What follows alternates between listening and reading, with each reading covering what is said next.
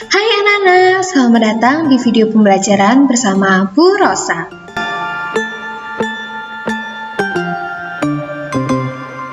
Halo anak-anak, hari ini kita akan belajar di tema 5 pengalamanku, subtema 3 pengalamanku di tempat bermain, pembelajaran ketiga hingga pembelajaran keempat ya. Anak-anak bisa membuka buku penanya halaman 55 ya. Anak-anak, kemarin kita sudah belajar mengenai ungkapan permintaan maaf.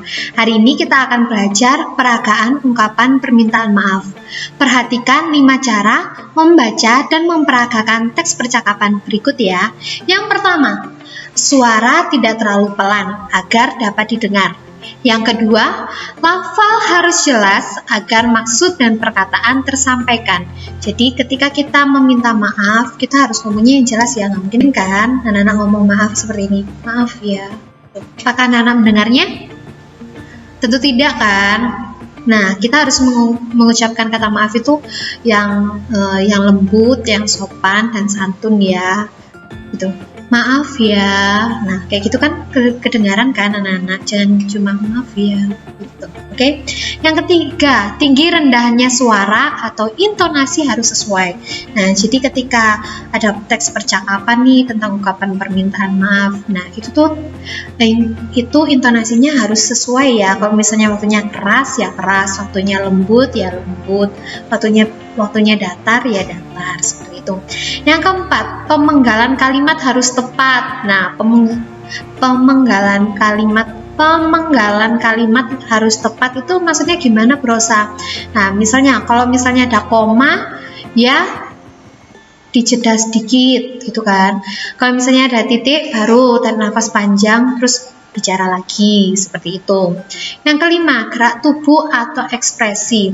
Ini harus sesuai dengan perkataan ya. Misalnya contohnya ini, Dayu meminta maaf. Nah, berarti ekspresi wajahnya kan harus mukanya sedih dan penuh penyesalan. Nggak mungkin kan Dayu meminta maaf kepada Tiara dengan mukanya riang gembira gitu kan, nggak mungkin kan ya anak-anak ya. Selanjutnya, kemarin kita sudah belajar mengenai materi perbandingan panjang benda. Hari ini kita akan belajar cara menyelesaikan panjang benda. Nah, anak-anak, untuk menyelesaikan masalah panjang benda, satuan panjang harus disamakan terlebih dahulu. Misalnya nih, ada contoh. Contohnya ibu mempunyai 3 benda ya. Ingat baik-baik, ini ukurannya meter, ini ukurannya sentimeter. Nah, anak-anak, untuk membandingkan panjang benda ini, berarti kan harus disamakan dulu kan satuan panjangnya.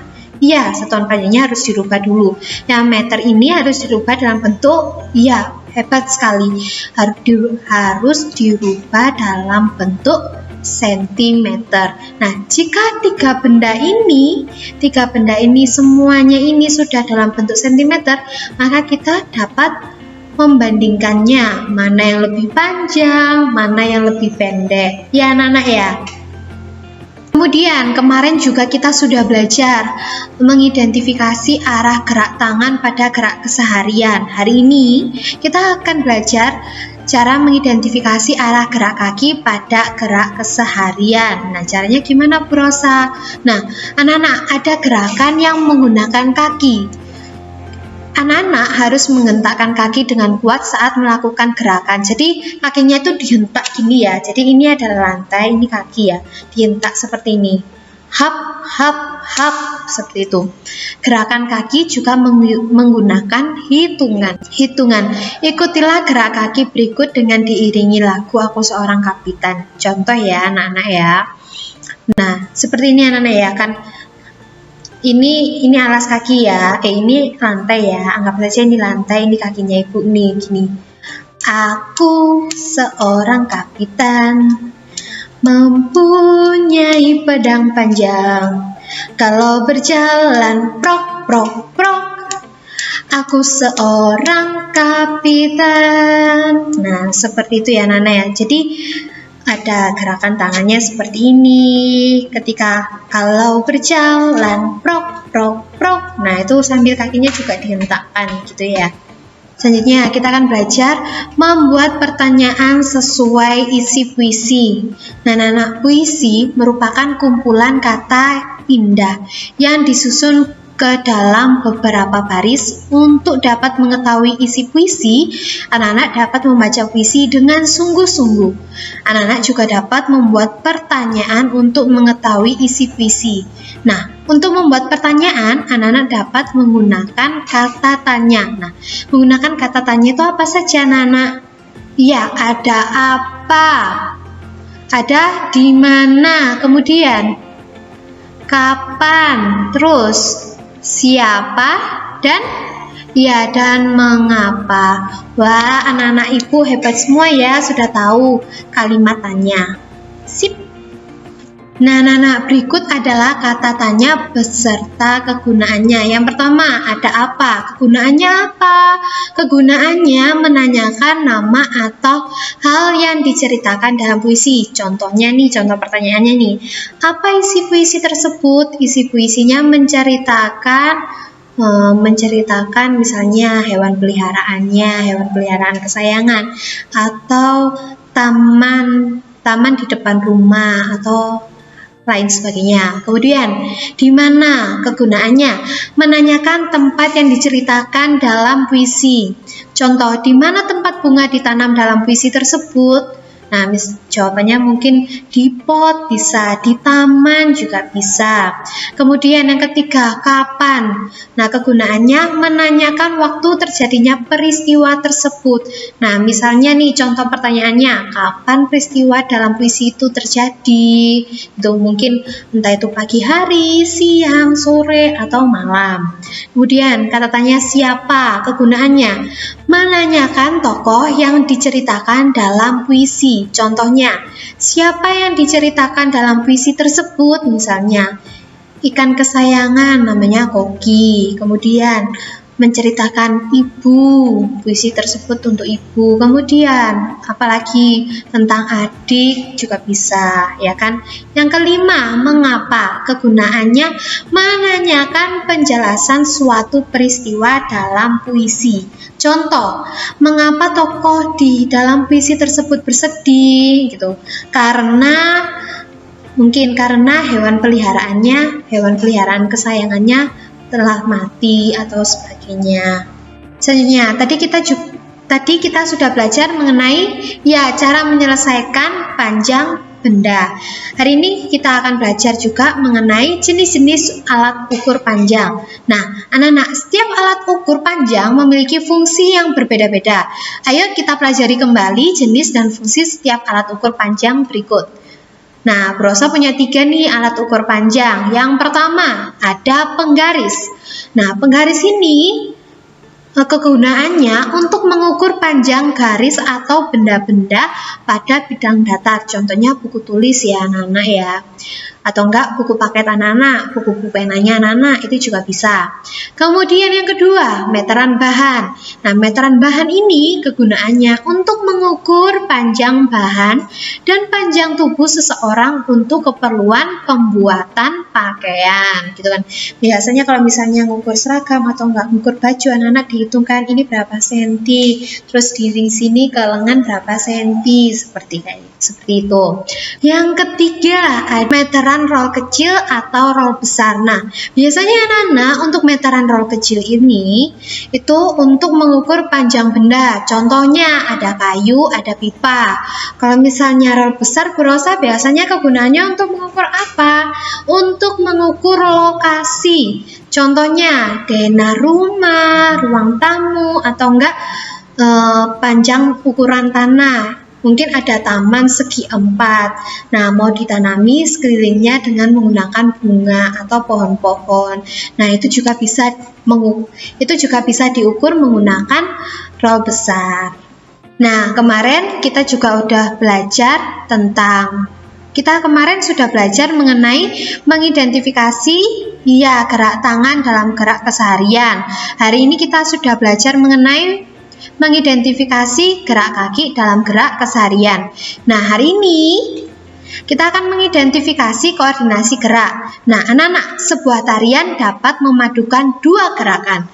Nah, contohnya Contohnya perpaduan antara gerak tangan dan gerak kaki.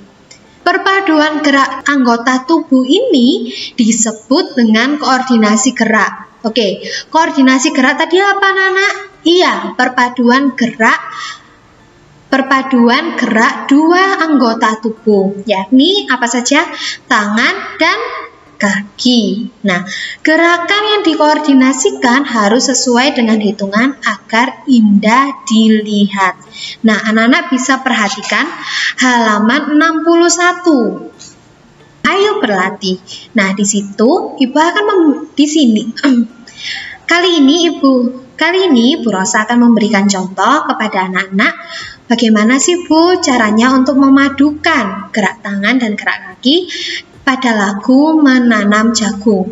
Ikuti Ibu bersama-sama ya. Halo anak-anak, bisa kelihatan Bu Rosa ya?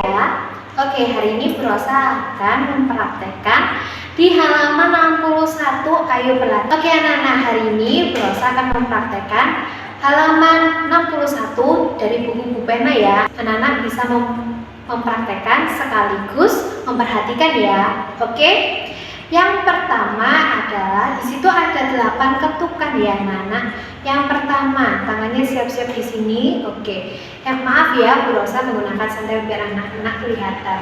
Oke. Yang pertama, sikap sempurna dulu ya. Yang pertama adalah 1, 2, 3, 4. Kemudian tangannya taruh di pinggang, kakinya ditaruh di depan yang kanan.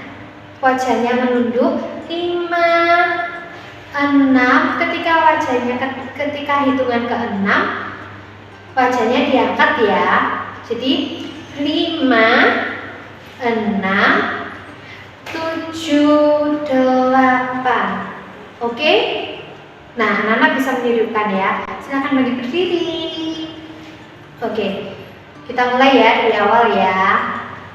Seperti ini tangannya. Oke? Siap ya? 7, 8. 1, 2, 3, 4, 5, 6, 7, 8. Oke? Kemudian ketika anak-anak mendengar kata cangkul, anak-anak bisa memperagakan cara mencangkul ya. Yakni seperti apa anak-anak? Seperti ini ya. Coba anak-anak perhatikan. Cangkul, cangkul, cangkul, ya anak-anak. Oke? Nah, nanti pada waktu intro lagu anak-anak bisa seperti ini. Jadi intro dulu, kemudian ketika masuk lagunya 1, 2, 3, 4, 5, 6, 7, 8. Seperti itu ya anak-anak. Apakah anak-anak sudah siap untuk menari bersama Bu Rosa? Didengarkan baik-baik ya.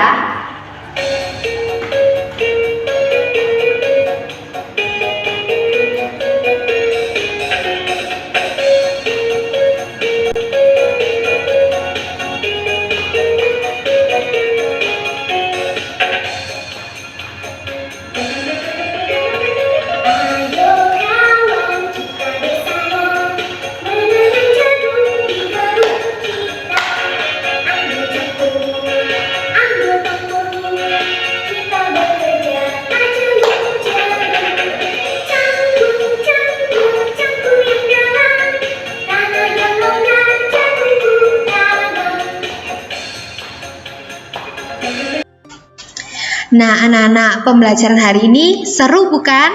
Iya, hari ini kita sudah belajar mengenai apa saja? Iya, peragaan, ungkapan permintaan maaf.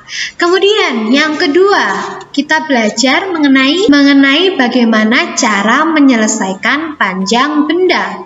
Yang ketiga, kita telah mempelajari cara mengidentifikasi koordinasi gerak kaki pada gerak keseharian. Dan yang keempat, kita juga mempelajari cara membuat pertanyaan dari isi puisi. Yang kelima, Ya, yang kelima kita mempelajari jenis-jenis alat ukur panjang. Tadi ada apa saja? Iya, ada penggaris, terus ada apa lagi? Ada meteran pita, kemudian ada roll besar dan roll kecil. Kemudian kita belajar mengenai gantari menanam jagung. Wah, anak-anak ibu hebat semua ya pada hari ini. Oke anak-anak, jangan lupa untuk selalu menerapkan 3M ya, yakni selalu mencuci tangan, menjaga jarak, dan menggunakan masker. Jangan lupa juga untuk selalu minum vitamin dan makan makanan yang sehat ya. Oke anak-anak, sekian pembelajaran dari Ibu dan sampai jumpa di video pembelajaran berikutnya. Dadah!